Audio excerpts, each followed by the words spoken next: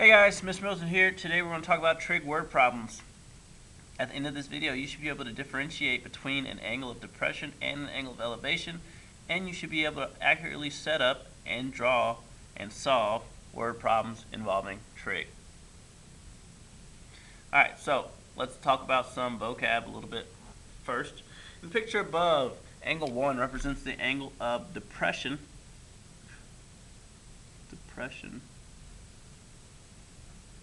From the mountain, I'll say mountaintop, to the camper or hiker. I'll say person, I guess. And angle 2 represents the angle of elevation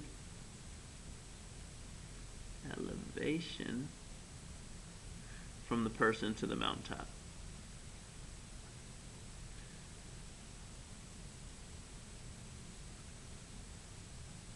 Okay, so from the mountaintop, how much does it have to look down? What angle does it have to look down to get to the person?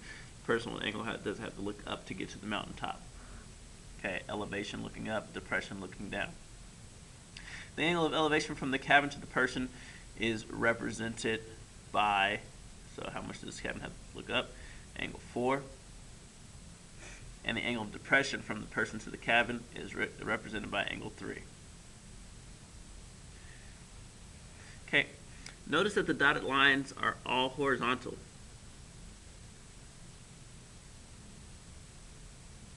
Therefore, they are all parallel.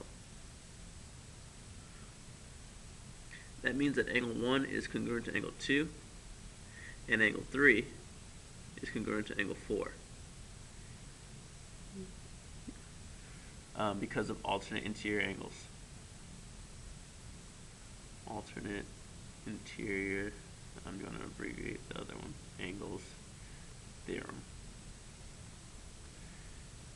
Okay, which we learned in Unit 3 in the first semester. This is always the case. The angle of elevation is the same as the angle of depression. Alright, for each problem, draw the situation and then solve. A pilot sees a life raft at 26-degree angle of depression. If the pilot's altitude is 3,000 meters, what is the plane's actual distance to the life raft to the nearest meter? Okay, so pilot, plane. There we go. That looks like a plane. All right, so you have a life raft. I don't know what that looks like. Boom. Okay, life raft. Give it a little oar. Alright, having a little fun with it. If the pilot's altitude is 3,000 meters. 3,000 meters.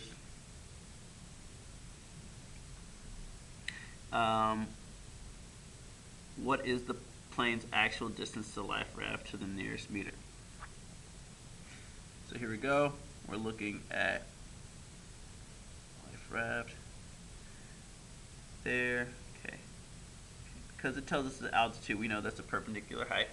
Now, here's where we have to think a little bit. So it tells us that the angle of depression for this pilot is 26 degrees. A lot of people will want to put that angle of depression in here. Okay, but notice we're looking down, so it's how much we look down. This will be 26 degrees here. That's how much he looks down. That should be equal to the angle of elevation for the people in the life raft, which would be 26 degrees. Okay.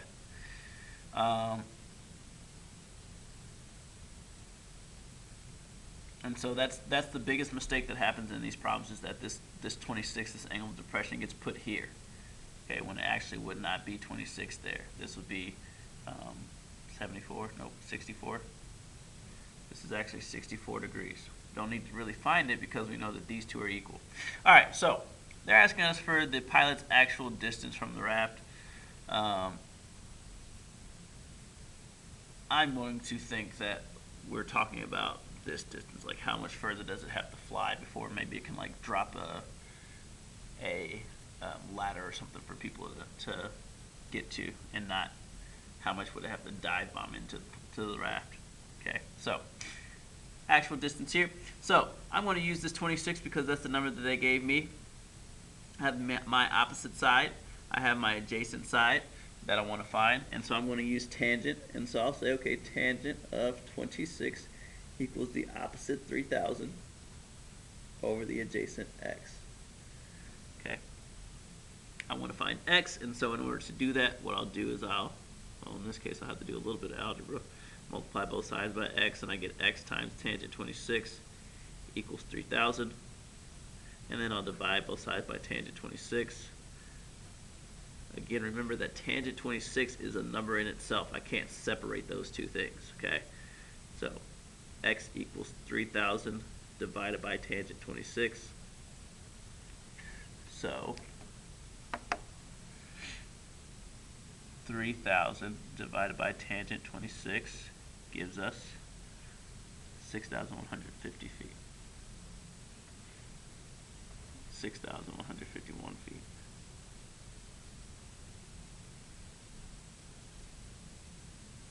Meters. There we go. I can't change it to feet.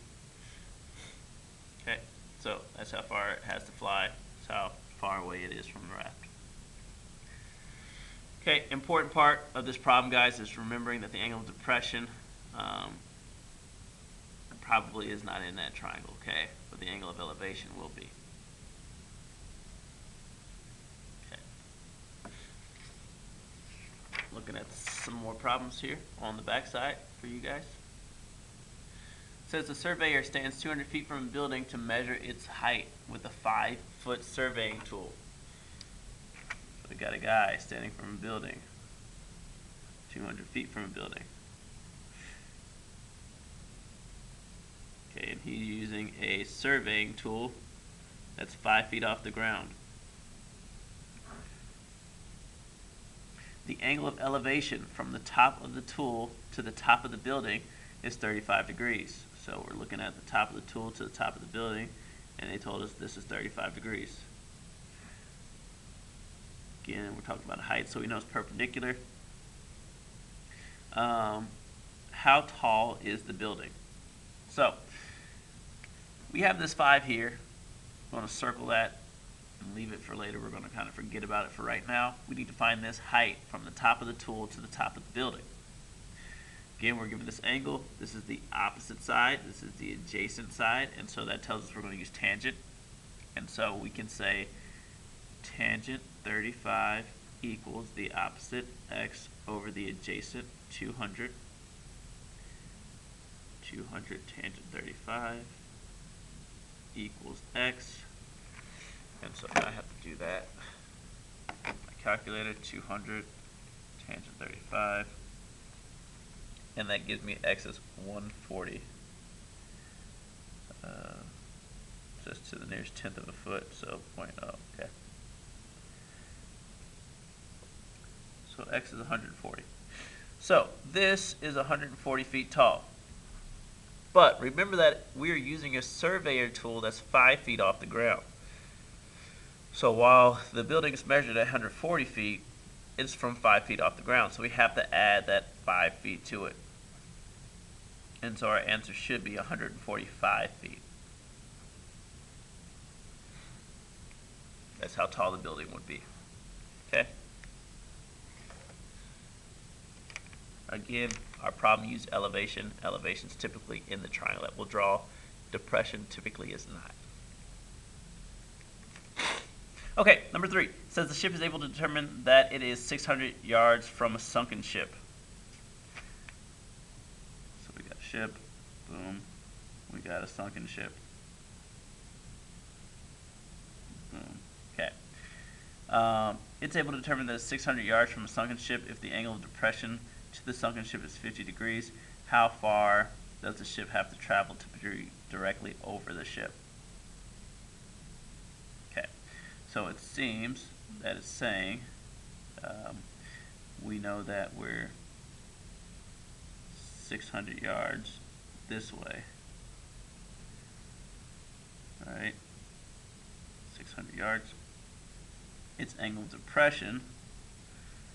Angle of depression is 50 degrees, and it wants to know how far it has to travel to get right over top of it. Okay. So we need to know x here. Okay, so I'm going to redraw this triangle because that picture looks a little muddled to me. Okay. So I know that our angle of depression is 50, so that means our angle of elevation from the sunken ship is 50. I know that our hypotenuse is 600, and it wants to be directly over top of it, which should be x. Okay. So there we have it. If we find those missing values, this missing value x, we should be able to find it.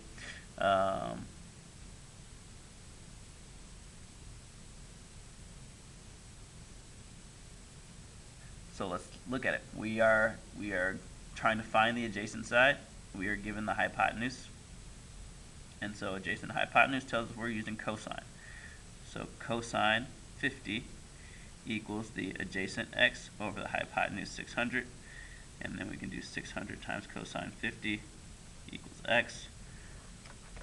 Calculator, 600 times cosine 50, and that to the nearest yard would be 386 yards.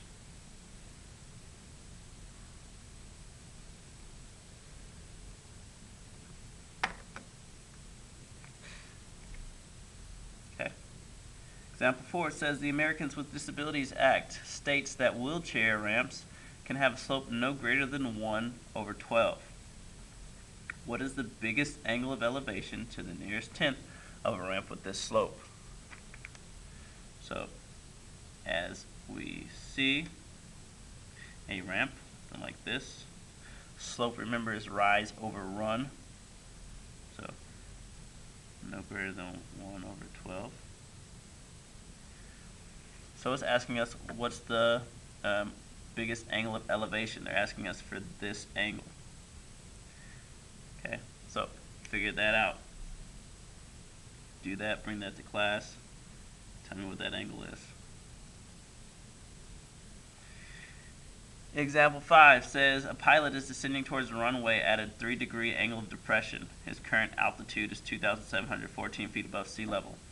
If the runway is 1,700 feet above sea level, how many miles is the plane from the runway to the nearest 100th mile?